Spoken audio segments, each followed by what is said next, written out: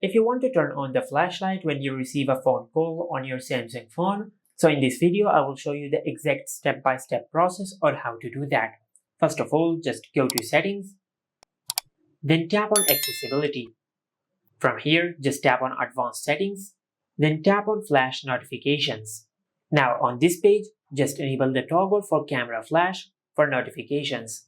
And after you do that, just tap on camera flash for notifications and make sure that the phone app has been enabled from here.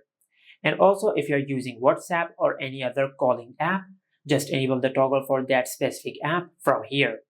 As you can see, all the apps has been enabled. Now if I receive a phone call on my Samsung phone, the camera flash will start blinking.